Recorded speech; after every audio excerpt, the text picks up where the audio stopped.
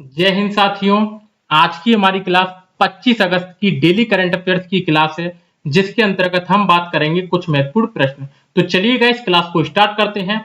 आज का हमारा आपसे पूछा गया प्रश्न है दोस्तों, वीर भूमि किसका समाधि स्थल है। चार ऑप्शन आपके सामने हैं, सही आंसर आप लोगों को कमेंट बॉक्स में लिखकर जरूर देना है। चलिए दोस्तों, आज का हम अपने पहले प्रश्न की तरफ चलते हैं। आज का अपना पहला आईएमपी प्रश्न है दोस्तों, हाल ही में दिल्ली सरकार ने आदर्श नगर स्थित राजकीय बाल विद्यालय का नाम किस ओलंपिक पदक विजेता के नाम पर रखा है। तो दोस्तों, नीरज चोपड़ा, रवि कुमार दहिया, बजरंग पूनिया या इनमें से कोई नहीं। तो गाइस यहां पर हमारा सही आंसर हो जाएगा रवि कुमार दहिया। अभी दोस्तों हाल ही में दिल्ली सरकार ने राजकीय बाल विद्यालय का नाम रवि कुमार दहिया के नाम पर रख दिया है। ठीक है दोस्तों, ओलंपिक में दोस्तों इन्होंने रजत पदक जीता था। कौन सा? रजत पदक को जीता था। यदि दोस्तों हम टोक्यो ओलंपिक 2020 के बारे में बात करें तो दोस्तों ये कब से कब तक चले थे। तो पहले तो आपको याद रखना है कि ये 23 जुलाई से 8 अगस्त तक चले थे। कहां तक? 8 अगस्त तक चले थे। इसमें दोस्तों भारतीय खिलाड़ी जो हैं, जिन 7 भारतीय खिलाड़ियों ने पदकों को जीता है, जिसमें से एक हमारे पास गोल्ड आया है, 2 हमारे पास सिल्वर आए हैं तथा 4 हमारे पास ब्रॉन्ज मेडल आए हैं। ठीक है दोस्तों, जो गोल्ड मेडल जीता है वो हमारा नीरज चोपड़ा ने जीता है।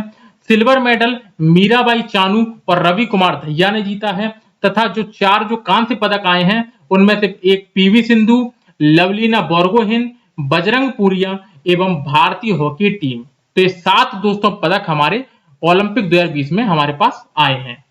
ठीक है दोस्तों, एक और दोस्तों टोक्यो ओलंपिक 2020 की खास बात ध्यान रखना कि इस बार टोक्यो ओलंपिक 2020 में जो ध्येय वाक्य है, जो हमेशा फास्टर, हायर और स्ट्रॉन्गर रहता था, अब इस बार बदला गया है और इसमें टुगेदर शब्द को जोड़ दिया गया है। कौन सा शब्द? टुगेदर शब्द को जोड़ दिया गया है। तो अब टोक्यो ओलंपिक 2020 में ध्येय वाक्य क्या था? Faster, higher, stronger and together. ठीक है दोस्तों, तो ये था इस बार के ओलंपिक का ध्येय वाक्य। तो दोस्तों ये सारी बातें हमें इसमें जाननी थी। दोस्तों 2024 में ओलंपिक कहां होने वाले हैं? तो पेरिस में होने वाले हैं 2024 में। 2028 में तो लॉस एंजल्स में होने वाले हैं और 2032 में ब्रिस्बेन ऑस्ट्रेलिया में ओलंपिक होने वाले हैं। ठीक है गाइस, तो ये सारी बातें हमें इसमें याद रखनी है। चलिए दोस्तों नेक्स्ट क्वेश्चन की तरफ चलते हैं। अगला क्वेश्चन है गाइस, सूचना एवं प्रसारण मंत्रालय के नए सचिव कौन बने हैं? पीयूष गोयल, अपूर्व चंद्र, हेमंत कुमार या रजनीश सिंह। तो गाइस यहां पर हमारा सही आंसर हो जाएगा अपूर्व चंद्र। अभी दोस्तों हाल ही में सूचना एवं प्रसारण मंत्रालय के नए सचिव अपूर्व चंद्र बन गए हैं। ठीक है गाइस, तो ये अच्छा क्वेश्चन है, इसको हमें याद रखना है। दोस्तों सूचना एवं प्रसारण मंत्रालय के मंत्री कौन है? तो मंत्री हैं अनुराग ठाकुर। कौन? अनुराग ठाकुर सूचना एवं प्रसारण मंत्रालय के मंत्री हैं। ठीक है गाइस, तो ये वाली बात हमें इसमें याद रखनी है। चलिए दोस्तों नेक्स्ट क्वेश्चन की तरफ चलते हैं। अगला महत्वपूर्ण क्वेश्चन है गाइस, हाल ही में किस राज्य सरकार ने खेल के क्षेत्र में व्यापक प्रतिभा खोज अभियान शुरू किया है? हरियाणा, मध्य प्रदेश, उत्तराखंड या हिमाचल प्रदेश। तो गाइस यहां पर हमारा सही आंसर हो जाएगा मध्य प्रदेश। अच्छा क्वेश्चन है दोस्तों, याद रखना है। हाल ही में दोस्तों मध्य प्रदेश राज्य सरकार ने खेल के क्षेत्र में व्यापक प्रतिभा खोज अभियान को शुरू किया है। ठीक है दोस्तों, मध्य प्रदेश से दोस्तों हमारे इंपोर्टेंट फैक्ट क्या बन सकते हैं उनके बारे में हम जरा बात कर लेते हैं कि मध्य प्रदेश की स्थापना कब हुई थी। तो 1 नवंबर 1956 को मध्य प्रदेश की स्थापना हुई थी। कब? 1 नवंबर 1956 को मध्य प्रदेश की स्थापना हुई थी। मध्य प्रदेश की राजधानी भोपाल। मध्य प्रदेश के मुख्यमंत्री शिवराज सिंह चौहान, यहाँ के राज्यपाल मंगू भाई छगन भाई पटेल। यहाँ पर लोकसभा की सीटें 29 हैं, राज्यसभा की सीटें 11 हैं, विधानसभा की सीटें 230 हैं। दोस्तों मध्य प्रदेश में 2 ज्योतिर्लिंग हैं। कितने? 2 ज्योतिर्लिंग हैं, एक ओमकारेश्वर ज्योतिर्लिंग, एक महाकालेश्वर ज्योतिर्लिंग। और दोस्तों जो महाकालेश्वर ज्योतिर्लिंग है वो 12 ज्योतिर्लिंगों में से एकमात्र दक्षिणोमुखी ज्योतिर्लिंग है भारत का। ठीक है दोस्तों, तो पूरे भारत में जो एकमात्र दक्षिणोमुखी ज्योतिर्लिंग है वो कहां पर है, तो वो दोस्तों महाकालेश्वर उज्जैन में है, मध्य प्रदेश के उज्जैन जिले में है। ठीक है गाइस, तो ये आईएमपी फैक्ट है, इनको हमें याद रखना है। दोस्तों कुछ प्रमुख नेशनल पार्कों को देख लेते हैं कि कान्हा-किसली नेशनल पार्क कहां पर है, तो ये भी मध्य प्रदेश में है, मंडला में। बांधवगढ़ नेशनल पार्क, पन्ना नेशनल पार्क, माधव राष्ट्रीय उद्यान, पेंच राष्ट्रीय उद्यान, संजय गांधी राष्ट्रीय उद्यान और फॉसिल राष्ट्रीय उद्यान। तो दोस्तों ये सारे कहां पर हैं, तो ये सारे मध्य प्रदेश में हैं। ठीक है, तो ये दोस्तों इतने अच्छे अच्छे क्वेश्चन है दोस्तों, यहां से आपको पेपर में जरूर मिल सकते हैं। चलिए दोस्तों नेक्स्ट क्वेश्चन की तरफ चलते हैं।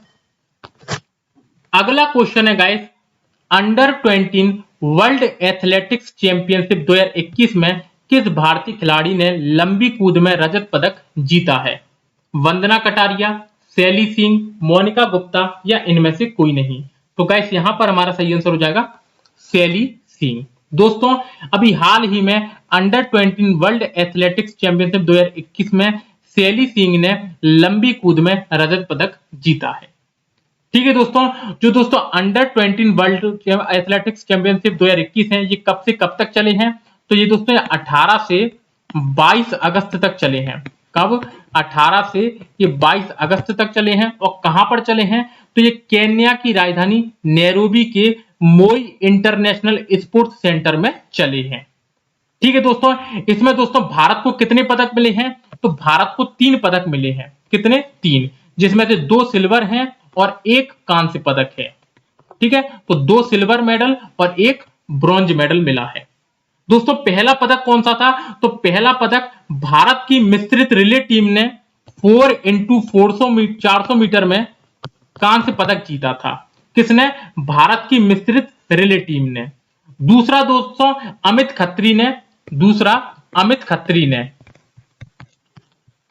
खत्री ने 10,000 मीटर रेस बॉस में इन्होंने रजत पदक को जीता था। और दोस्तों तीसरा शैली सिंह ने 6.59 मीटर की लंबी कूद करके इन्होंने दोस्तों क्या कर लिया, इन्होंने सिल्वर मेडल को जीत लिया। ठीक है गाइस, तो 6.59 मीटर की दोस्तों इन्होंने जंप की और सिल्वर मेडल जीत लिया। पहला भारत की मिश्रित रिले टीम ने, दूसरा अमित खत्री ने, तीसरा शैली सिंह ने। ठीक है गाइस, तो सारी बातें हमें इसमें याद रखनी है। चलिए दोस्तों नेक्स्ट क्वेश्चन की तरफ चलते हैं। अगला क्वेश्चन है गाइस, हाल ही में कौन सा घरेलू पेय ब्रांड पैरालंपिक खेलों का आधिकारिक भागीदार बना है? थम्स अप, स्प्राइट, पेप्सी या इनमें से कोई नहीं। तो गाइस यहां पर हमारा सही आंसर हो जाएगा थम्स अप। अभी दोस्तों हाल ही में जो थम्स अप है वो पैरालंपिक खेलों का आधिकारिक भागीदार बना है। दोस्तों यदि हम पैरालंपिक खेलों के बारे में बात करें तो इनकी शुरुआत अभी 24 अगस्त से हुई है। कब से? 24 अगस्त से इनकी शुरुआत हुई है और 5 सितंबर तक ये चलने वाले हैं। कब तक? 5 सितंबर तक ये चलने वाले हैं। टोक्यो में ये आयोजित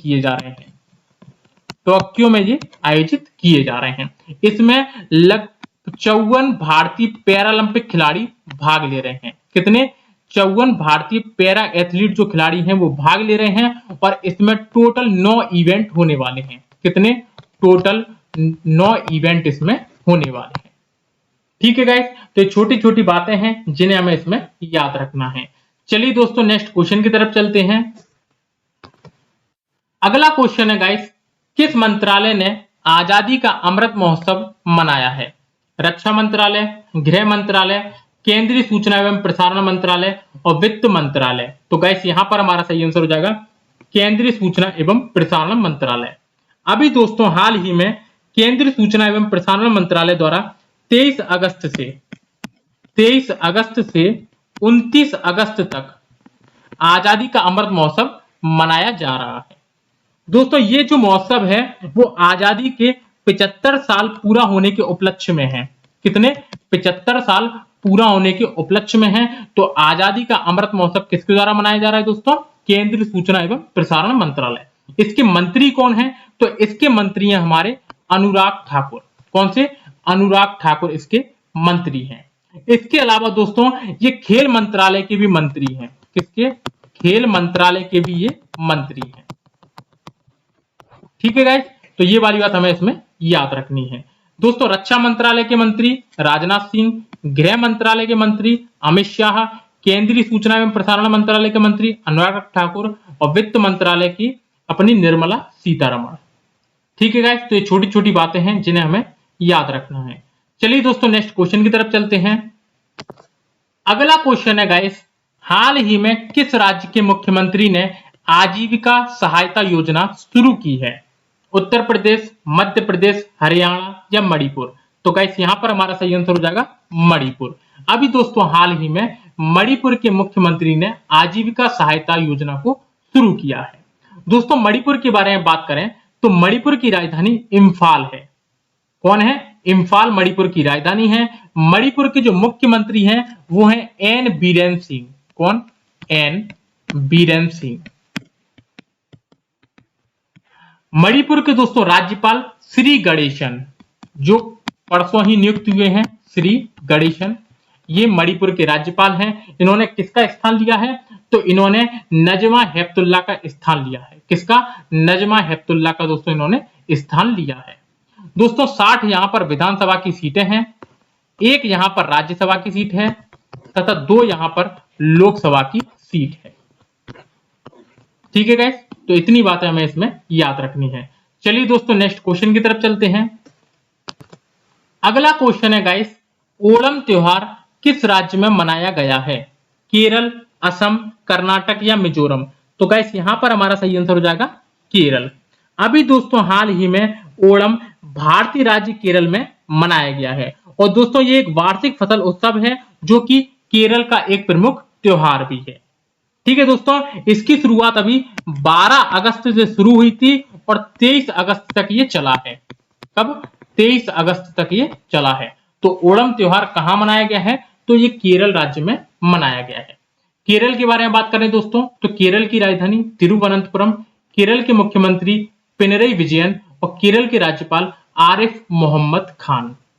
ठीक है गाइस, तो ये बातें अपन इसमें याद रखेंगे। चलिए दोस्तों नेक्स्ट क्वेश्चन की तरफ चलते हैं। अगला क्वेश्चन है गाइस, धर्म या विश्वास के आधार पर हिंसा के कृत्यों के पीड़ितों की याद में अंतर्राष्ट्रीय दिवस कब मनाया गया है? 20 अगस्त, 21 अगस्त, 22 अगस्त या 25 अगस्त? तो गाइस यहां पर हमारा सही आंसर हो जाएगा 22 अगस्त। दोस्तों 2019 से हर साल 22 अगस्त को धर्म या विश्वास के आधार पर हिंसा के कृत्यों के पीड़ितों की याद में अंतर्राष्ट्रीय दिवस मनाया जाता है। ठीक है गाइस, तो इसको आपको याद रखना है। अच्छा क्वेश्चन है। कब से स्टार्ट हुआ है? 2019 से। ठीक है गाइस, चलिए नेक्स्ट क्वेश्चन की तरफ चलते हैं। अगला क्वेश्चन है guys, Kamala Harris and the rise of Indian American पुस्तक किसने लिखा है? सुभाष बसु, तरुण बसु, सचिन बंसल या इनमें से कोई नहीं? तो गाइस यहां पर हमारा सही आंसर हो जाएगा तरुण बसु। अभी दोस्तों हाल ही में Kamala Harris and the rise of Indian American पुस्तक किसने लिखी है? तो तरुण बसु ने जी दोस्तों ये पुस्तक लिखी है। कमला हैरिस कौन है दोस्तों? तो ये उपराष्ट्रपति हैं अमेरिका की। कौन है? उपराष्ट्रपति हैं ये अमेरिका की। ठीक है गाइस, तो ये छोटी छोटी बातें हैं जिन्हें हमें याद रखना है। चलिए दोस्तों अब अपन कल के करंट की क्वेश्चनों का रिवीजन कर लेते हैं। पहला क्वेश्चन है गाइस, मणिपुर के नए राज्यपाल कौन नियुक्त हुए हैं? तो दोस्तों ला गणेशन हुए हैं। नेक्स्ट क्वेश्चन, हाल ही में राष्ट्रीय मौद्रिकीकरण पाइपलाइन का शुभारंभ किसके द्वारा किया गया है? तो निर्मला सीतारमण के द्वारा। नेक्स्ट क्वेश्चन, भारत के किस राज्य में देश का सबसे ऊंचा हर्बल गार्डन उद्घाटन किया गया है? तो उत्तराखंड। नेक्स्ट क्वेश्चन, हाल ही में मालाबार युद्ध अभ्यास का शुभारंभ कब से कब तक किया जा रहा है?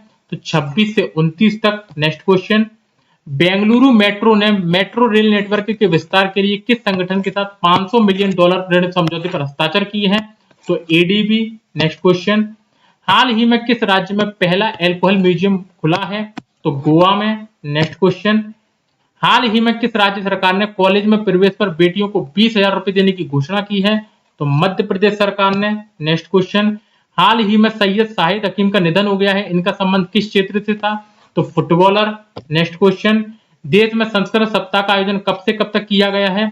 तो 19 से 25 तक। और next question, the stranger in the mirror नामक पुस्तक को किसने लिखा है? तो राकेश ओम प्रकाश मेहरा ने। ठीक है गाइस, तो ये थे दोस्तों आज के करंट के क्वेश्चन। और दोस्तों कल का हमारा आपसे पूछा गया प्रश्न था,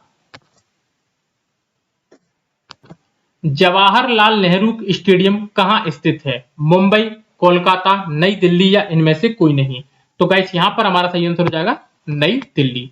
जवाहरलाल नेहरू स्टेडियम दोस्तों कहां स्थित है? नई दिल्ली में स्थित है। तो ये प्रश्न दोस्तों आपको अच्छे से याद रखना है। तो यदि दोस्तों आज की वीडियो आपको अच्छी लगी हो तो वीडियो को लाइक कर देना, चैनल को सब्सक्राइब कर देना तथा पीडीएफ के लिए टेलीग्राम चैनल की लिंक डिस्क्रिप्शन में दी हुई है, वहां से आप इसको डाउनलोड कर सकते हैं। फिर मिलते हैं दोस्तों कल नेक्स्ट क्लास में, तब तक के लिए धन्यवाद।